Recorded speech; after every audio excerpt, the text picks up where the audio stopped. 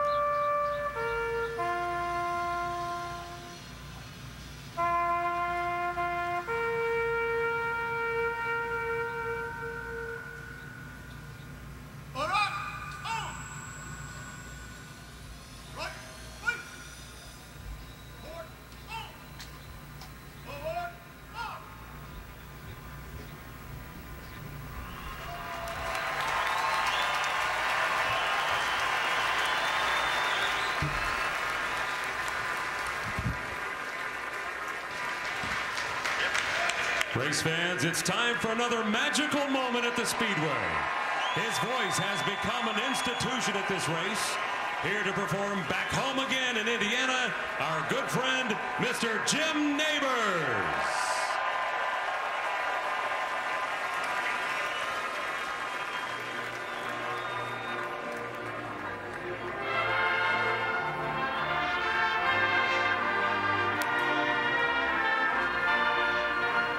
Back home again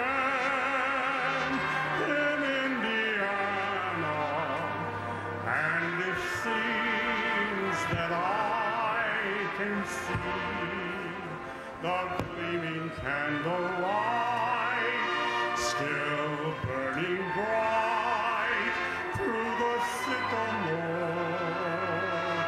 For me, the newborn sends out its fragrance through the fields I used to roam. When I dream about the moonlight on the waters, how I long for my Indiana home.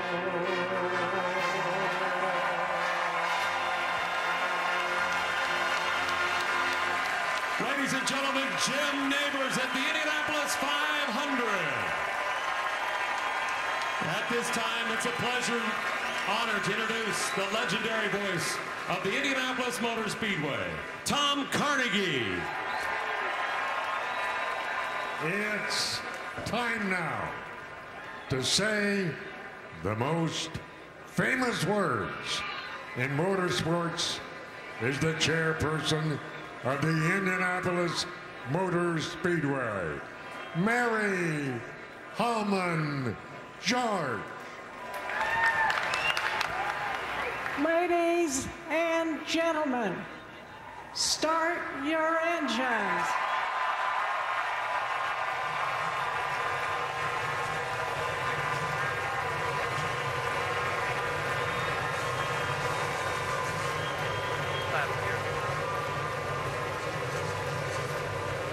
Settle in, everybody.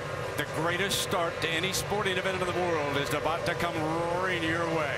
Marty Reed, Eddie Cheever, and Scott Goodyear are upstairs to take you the rest of the way. Marty. All right, thank you, Brad. Hello again, everybody. The emotions continue to build. For the fans, it's the excitement and anticipation. For the drivers, it's a little bit of tension and terror, and that tension's reduced the farther you're up in the field you have qualified and the more experience you have. But how would you like to be one of the 6 rookies about to do something you've never done before in your life? A 3-abreast start on the world's biggest stage. And Marty, this is where driver and team really have the opportunity to really be prepared for this day's activities. Over 30,000 miles of testing here so far this month, and both driver and crew member know that they cannot make a mistake if they have a chance of winning the Indianapolis 500. This racetrack doesn't choose favorites, but maybe this racetrack has already chosen the winner today. We just need to race those 500 miles to see who's going to drink the bottle of milk at the end of the day. And Eddie Cheever, this race is about speed and also about endurance. But first, those 33 drivers need to make it through turn 1. All the drivers in this field have but one thought: making it through the first lap. When you bunch up 33 cars all above 200 miles per hour, all it takes is one mistake and it's instant chaos. I get nervous just thinking about it.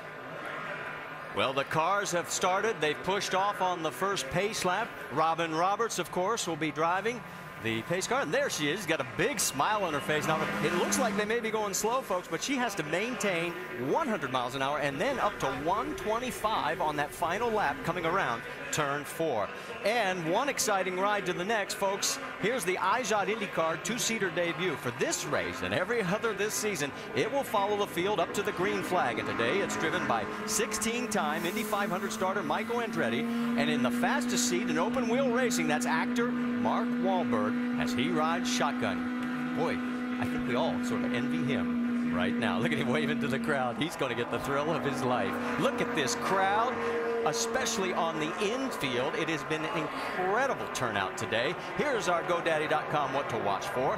Can a driver go from worst to first? That would be Tony Kanaan. Will the middle of the pack make their mark? And can a dark horse in a fast car challenge the front runners? Well, let's find out. Get our last updates before we go green. Rick DeBrule, you're up.